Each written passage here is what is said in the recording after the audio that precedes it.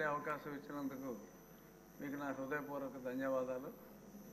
ఈ budget presentation అనేది నిజంగా ఈ సంవత్సరం ఇచ్చిన బడ్జెట్ కత్తి మీద సాము కన్నా కూడా చాలా క్లిష్టమైన పరిస్థితి. ఎందుకంటే మనం ఊహించుకున్నది వేరు, ఊహించుకున్న దాన్ని మించి ఆర్థికంగా అస్తవ్యస్తంగా మారిపోయింది. వచ్చిన తర్వాత ఆ లెక్కలు చూసి ఆర్థిక మంత్రి గారే అసలు ఆ షాక్ నుంచి బయటపడటానికి కూడా చాలా రోజులు పట్టింది. ముఖ్యమంత్రి గారు కూడా ఇంత విధ్వంసం జరిగింది అనుకోలేదని చెప్పి 3 రోజులు గతంలో ప్రజెంటేషన్ అంతా కూడా ఎంత విధ్వంసం జరిగింది అన్నది చెప్పారు. అయినప్పటికీ కూడా మరి ఇప్పుడు ఆ బడ్జెట్ రిలీజ్ చేశారంటే అది ఒక్క చంద్రబాబు నాయుడు గారి వల్లే సాధ్యం. ఎందుకంటే మనం మాట ఇచ్చాం, ఇచ్చిన మాట నిలబెట్టుకోవాలి. కొంచెం సమయం పట్టినా కూడా అన్నిటికీ కేటాయింపులు జరుపుతూ సంక్షేమాన్ని, ఎందుకంటే అభివృద్ధికి సమయం పడుతుంది. నారా లోకేష్ గారు 1,50,000 కోట్ల ప్రాజెక్టు ఒకటి తీసుకొచ్చారు. టీసీఎస్ నుంచి ఇన్వెస్ట్మెంట్లు, ఇంకా ఇంకొక 50,000 కోట్లు రిలయన్స్ ఇండస్ట్రీ నుంచి పెట్టుబడులు, ఇవన్నీ కార్యరూపం దాల్చి మనకి ఆదాయం రావాలి అంటే టీసీఎస్ తొందరగా రావచ్చు, కానీ ఇంకా మిగిలిన సమయం పడుతుంది. కానీ ఇక్కడ సంక్షేమాన్ని పక్కన పెట్టకుండా మరి రాబోయే రోజుల్లో వచ్చే అభివృద్ధి ఇది బ్యాలెన్స్ చేసుకుంటూ, అలాగే మరి గతంలో నేను ఢిల్లీలో కూర్చున్నప్పుడు ఎన్నో ఉత్తరాలు ఫైనాన్స్ మినిస్ట్రీకి రాసి నేను కొంచెం నన్ను నా ఊరు వెళ్లకుండా మరి గత పాలకులు కృషి చేసినందువల్ల కనీసం ఇంకో 1,00,000 కోట్ల అప్పు దొరకకుండా నేను చేయగలిగా. చాలా ఫైనాన్స్ సెక్రటరీ, ఇప్పుడు క్యాబినెట్ సెక్రటరీ ఆయన ఎన్నోసార్లు నేను వ్యక్తిగతంగా కలిసి ఇంత విధ్వంసం జరుగుతుంది, ఇంకా మీరు అప్పులు ఇవ్వకుండా బాగోయని చెప్పి 1,00,000 కోట్ల వరకు అప్పు రాకుండా చేయగలిగాను. కానీ వాళ్ళు సాయశక్తిలా చాలా వరకు చేశారు, దారుణమైన విధ్వంసాన్ని సృష్టించారు. ఇప్పుడు ఎమ్మెల్యేలుగా మా అందరి బాధ్యత ఏమిటంటే, ముఖ్యమంత్రి గారు, ఆర్థిక మంత్రి గారు ఎన్ని నిద్రలేని రాత్రులు గడుపుతున్నారు. వారు ప్రజలకు ఇచ్చిన మాట నిలబెట్టుకోవటానికి ఎంత కష్టపడుతున్నారు. సంక్షేమ పథకాలు అన్నీ అమలు చేయగలం, కానీ దానికి కొంత సమయం కావాలి. ప్రతిపక్ష పార్టీలు ఇక్కడికి రాకపోయినా వాళ్ళు రోజు ఇంట్లోనే ఒక సెట్టింగ్ వేసుకుని మరి మాట్లాడుతున్నట్టుగా మరి మీడియాలో చూస్తున్నాం. బురద చల్లటం చాలా ఈజీ, కానీ మరి ఇప్పుడు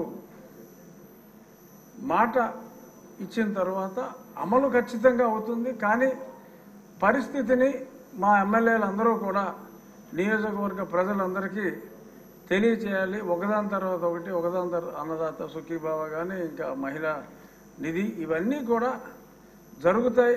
ఒకే 6 నెలల్లో అభివృద్ధి కొంచెం పట్టాలు ఎక్కించి స్టెప్ బై స్టెప్ అన్నవన్నీ చేస్తాము అన్న మెసేజ్ని ప్రజలందరికీ మా శాసనసభ్యులు ఖచ్చితంగా తెలియచేయాలి. ప్రజలు అర్థం చేసుకుంటారు. ఎందుకంటే ఇప్పుడు మనం ఎఫ్ఆర్బిఎం చట్టం అనేది 2003లో వచ్చింది. ఎఫ్ఆర్బిఎం చట్టం వచ్చినప్పుడు దాని ముఖ్యోద్దేశం ఏంటంటే మన రెవెన్యూ డెఫిసిట్ 0 ఉండాలి, ఫిస్కల్ డెఫిసిట్ 3%ని, గ్రాస్ ఫిస్కల్ డెఫిసిట్ 3% దాటకూడదు అనే స్పష్టమైన ఒక ఉద్దేశంతో 2018 కల్లా 0 రెవెన్యూ డెఫిసిట్ ఉండాలంటే అప్పట్లో మనకి చంద్రబాబు నాయుడు గారు గతంలో ముఖ్యమంత్రి చేసినప్పుడు సంక్షేమ పథకాలు ఉన్నా ఆ తర్వాత కూడా కొన్ని సంవత్సరాలు మనకి రెవెన్యూ డెఫిసిట్ లేకుండానే ఉన్నాం. కానీ రాను రాను అది తగ్గించాలరా బాబు, పైనుంచి 0 అంటే కింద నుంచి పైకి వెళ్లాల్సిన పరిస్థితి మనకు వచ్చింది. ఉత్తరప్రదేశ్ లాంటి రాష్ట్రం వాళ్ళు ఎక్కడో ఉన్నవాళ్ళు ఇప్పుడే లోకేష్ గారు కూడా చూశారు, సుమారు 70,000 కోట్లు సర్ప్లస్ రెవెన్యూలో ఉత్తరప్రదేశ్, అరౌండ్ 40,000 కోట్లు సర్ప్లస్ బడ్జెట్లో ఒరిస్సా ఉంది. అందరూ ఆంధ్ర రాష్ట్రాన్ని చూసి అప్పుడు చంద్రబాబు నాయుడు గారు ముఖ్యమంత్రిగా ఉన్నప్పుడు ముక్కు నేలేసుకునేవారు. వాళ్ళని చూసి నవ్వేవాళ్ళం మనం.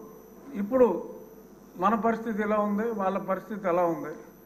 కానీ ఇదంతా చక్కదిద్దగలిగిన సమర్థుడు ఒక్క చంద్రబాబు నాయుడు గారే.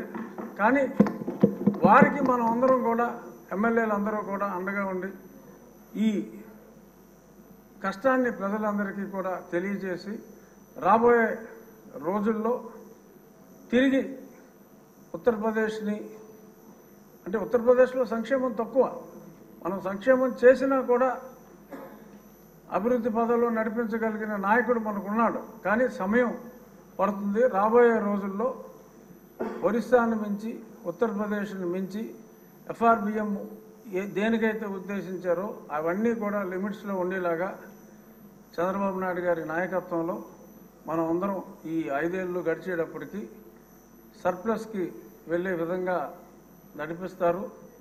ఆయనకి మరి పయ్యావుల కేశవ్ గారు ఆర్థిక మంత్రి గారు కూడా ఉన్నారు.